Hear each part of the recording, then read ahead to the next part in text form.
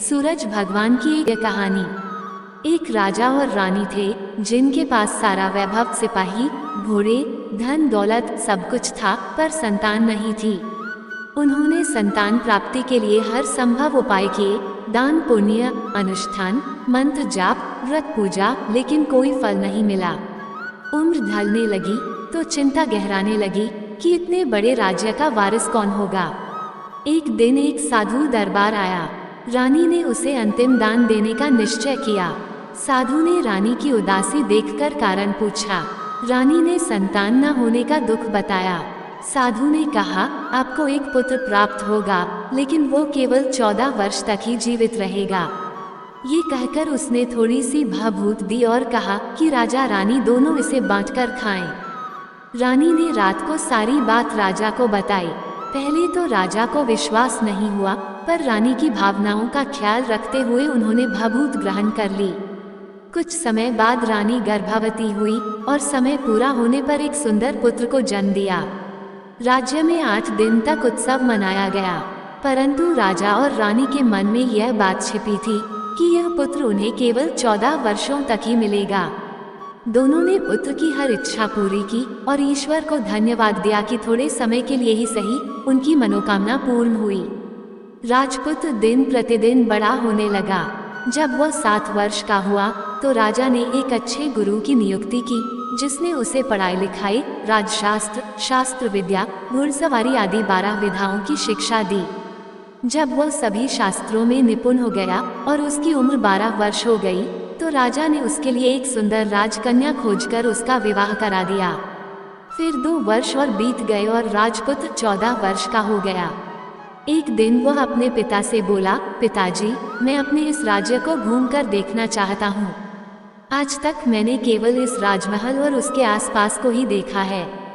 पुत्र की यह बात सुनकर राजा चिंतित हो गया, क्योंकि अब वह समय नजदीक आ गया था जब साधु द्वारा कही गई बात पूरी होने वाली थी कि पुत्र केवल 14 वर्षों तक ही जीवित रहेगा। लेकिन राजा ये बात पुत्र से नहीं कह सकता था। उसने चेहरे पर मुस्कान लाकर कहा, जरूर बेटा, तुम्हें अपने राज्य को देखना चाहिए, जानना चाहिए कि कहाँ क्या है।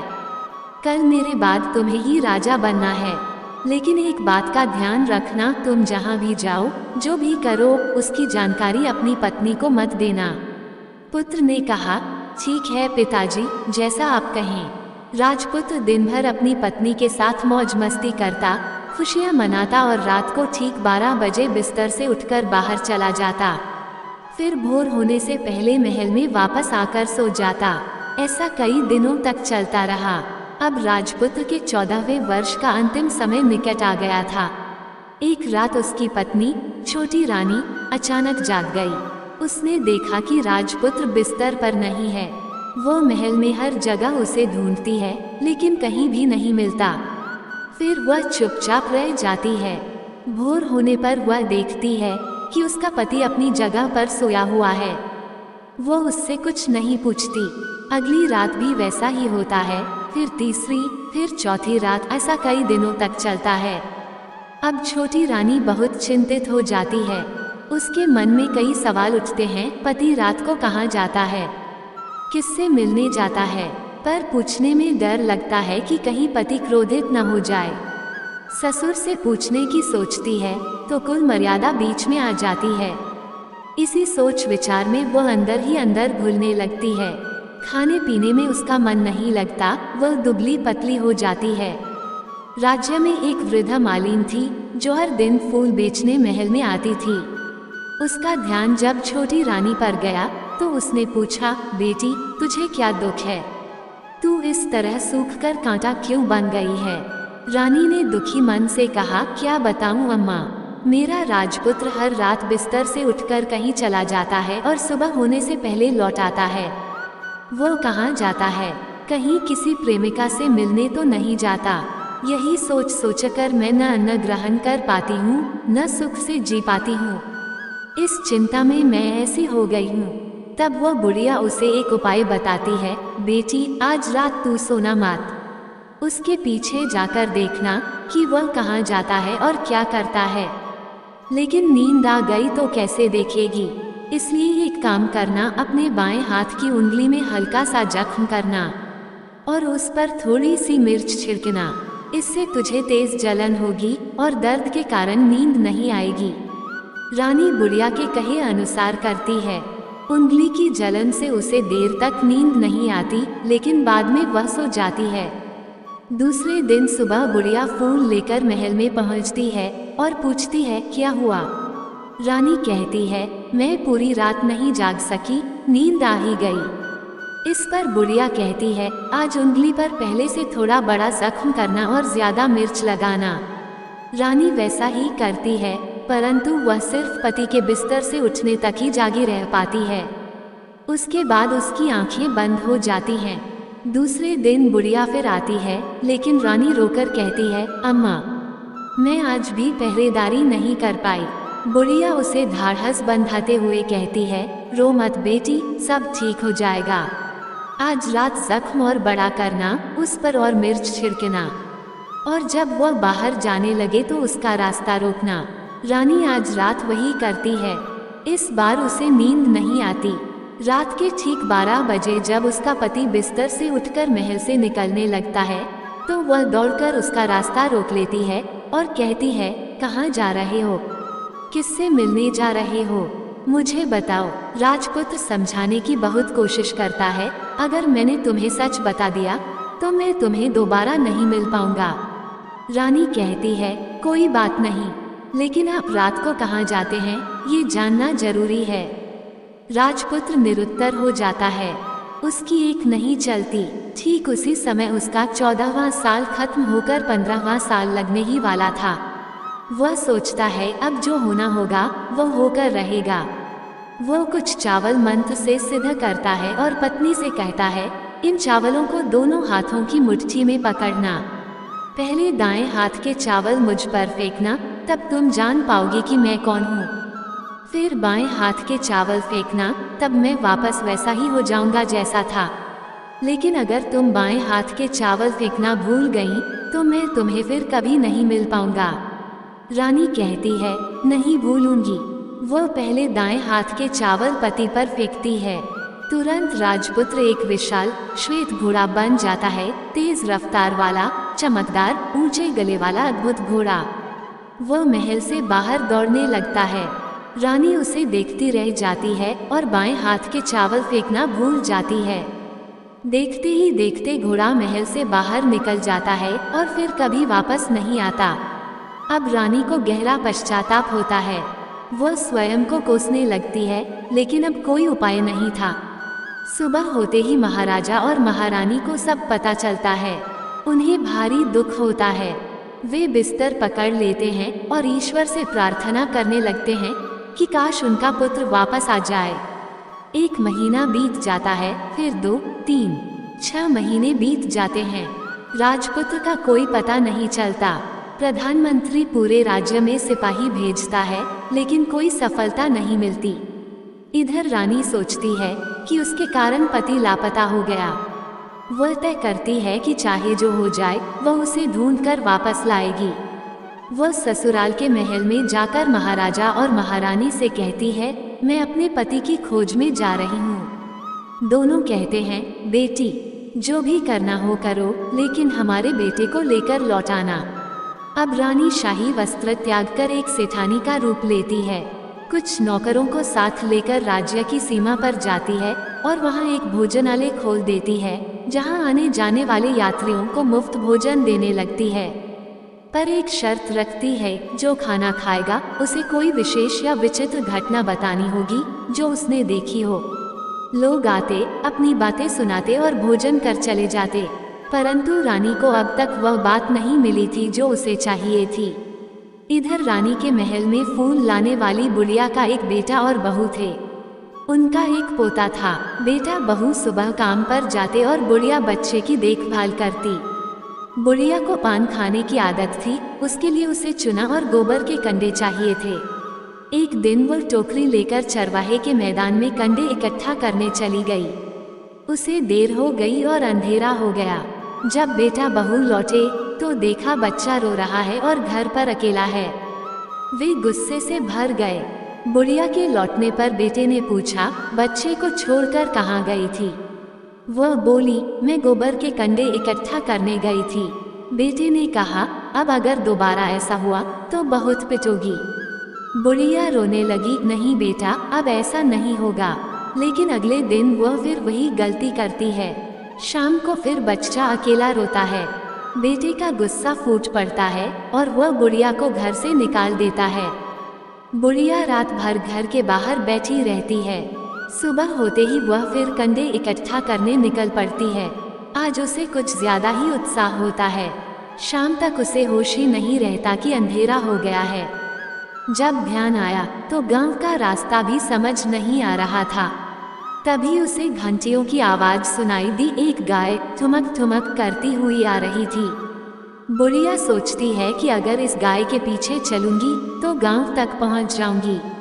वह गाय के पीछे पीछे चल पड़ती है।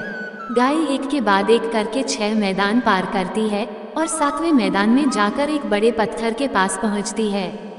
वह पत्थर को अपने सींग से मारती है और पत्थर हट जाता है। वहां पाताल की ओर जाने वाली सीढ़ियां खुल जाती हैं। गाय उन सीढ़ियों से नीचे उतरती है। बुढ़िया तुरंत उसकी पूंछ पकड़ लेती है और साथ ही पाताल लोक में पहुंच जाती है। नीचे पहुंचते ही वह पूंछ छोड़ देती है और चारों ओर देखने लगती है। पाताल लोक में चारों ओर तेज रोशनी और जगमगाहट थी। गाय के गले में अपने आप घंटियां बंध जाती हैं और दूध अपने आप दोहने लगता है। परंतु जो भी यह कर रहा था वह अदृश्य था। बुढ़िया बहुत डर जाती है। मैं कहाँ आ फंसी? वह छिपने की जगह ढूंढती है, लेकिन उजाले में कहीं छिपने का स्थान नहीं था। तब वह कोने में खड़ी होकर चुपचाप सब देखने लगती है। कुछ पल के बाद वहां झट से एक उम्दा सफेद घोड़ा आया। वहां 2 कुंड थे। उनमें से एक कुंड में उस घोड़े ने छलांग लगाई और ऊपर आ गया। अब उसे राजपूत का रूप प्राप्त हो गया। राजपूत बनने के बाद उसने दूसरे कुंड के पानी में स्नान किया। वहां रखे नए कपड़े पहने। नजदीकी एक सुंदर पलंग था, उस पर आकर वह बैठ गया। उसके सामने अपने आप 5 पकवानों की थाली आ गई। दूध की एक प्याली आ गई, 5 सुपारी आ गईं। उसके सामने एक दिया जल रहा था। उसने दूध पिया, 5 सुपारी खाए और बिस्तर पर लेट गया। जाने से पहले सूर्य देव का स्मरण करके सामने जलते दिए से पूछा, दिए दीपांकर, मेरे माता पिता क्या कर रहे हैं? दिया बताने लगा, बेटे के सुख में डूबे हैं। राज्य कौन संभालता है? राज्य प्रधान संभालता है। मेरी पत्नी क्या करती है? उसने चौराहे पर भोजनालय शुरू किया है और आते जाते लोगों से वह नई खबरों के बारे में पूछती है। दिए के ये कहते ही राजपूत कहने लगा, ठीक है। उसके बाद वह सो गया। बुढ़िया कोने में खड़ी रहकर यह सब देखती रही। ऐसी अद्भुत घटना उसने जिंदगी में पहली बार देखी थी। उसे अंदर ही अंदर चुलबुलाहट होने लगी। वह अपनी भूख प्यास भूल गई और आगे क्या होता है यह उत्सुकता से देखने लगी। लेकिन उसके बाद और कोई घटना नहीं घटी। रात गुजर गई और सुबह हो गई।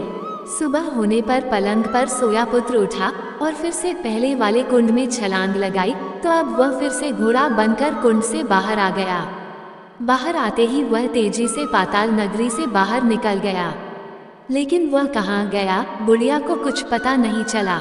उसके बाद पिछली रात की तरह कोई गाय आई जिसके गले में घंटी थी। वह छम छम करके दूध दुहाने लगी। जैसे ही दूध दुहना खत्म हुआ, उसके गले की श्रृंखला अपने आप खुल गई और वह गाय तेजी से ऊपर जाने वाली सीढ़ियों की ओर भागने लगी।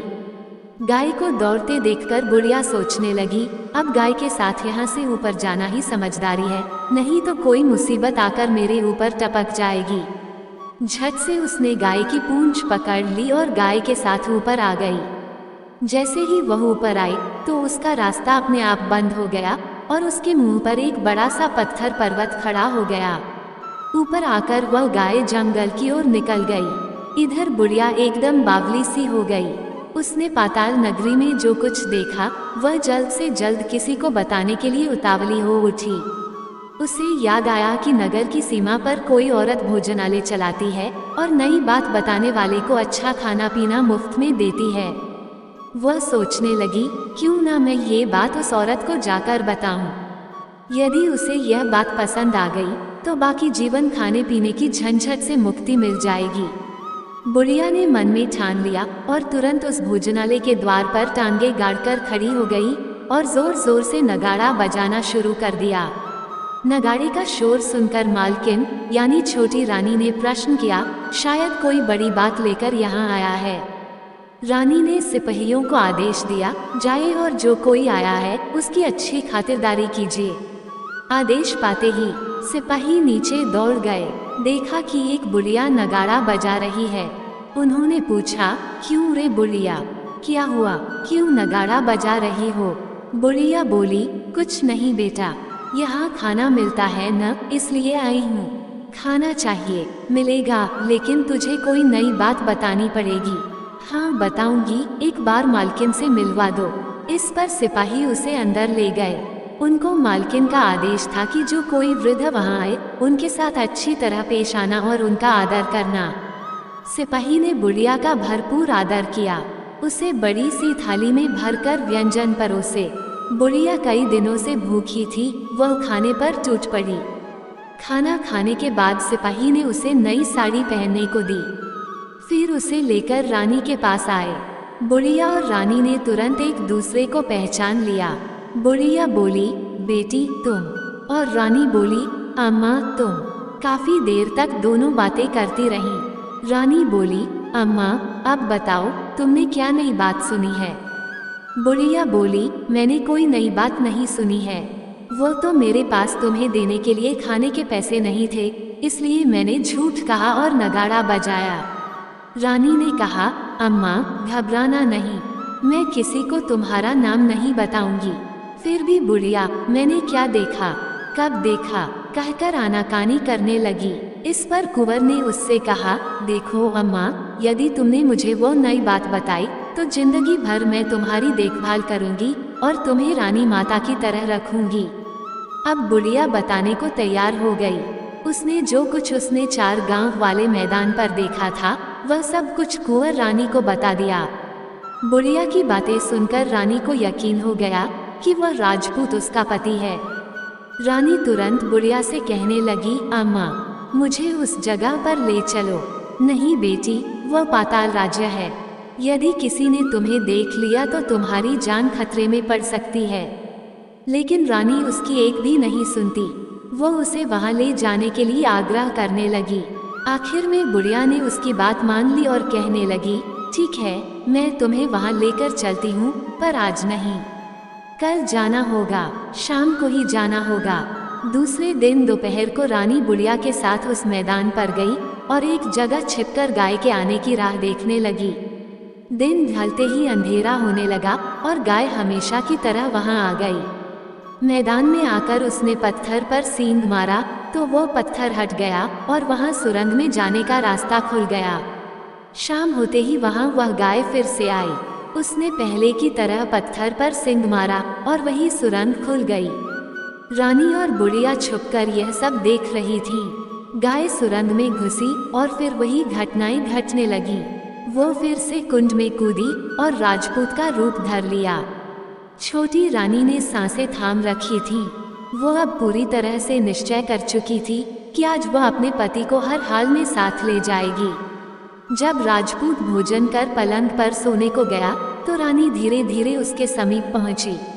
उसने सूर्यदेव द्वारा दिया गया आदेश याद किया, पाताल से दाहिना घोड़ा लाना होगा।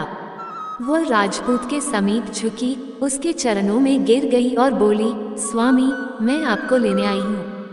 सूर्यदेव ने मुझे वरदान दिया है, आपके रथ का दाहिना घोड़ा मांगा था और वह आप हैं। राजपूत की आंखें आश्चर्य से फैल गईं।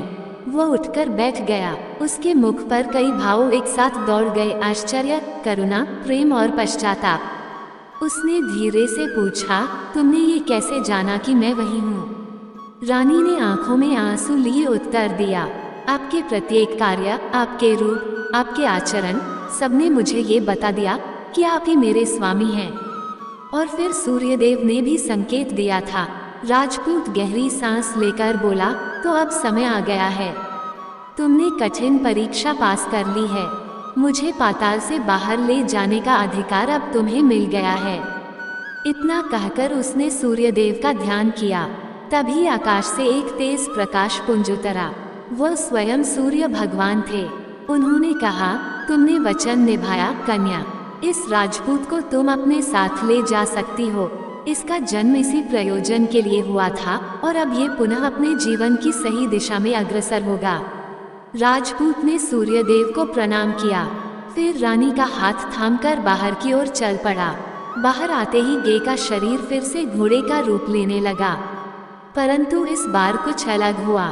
जैसे ही वह पाताल से ऊपर आया, उसकी देह में प्रकाश भर गया और वो एक दिव्य योद्धा के रूप में परिवर्तित हो गया। सिर पर स्वर्ण मुकुट, अंगों पर आभूषण और मुख पर तेजो में आभा।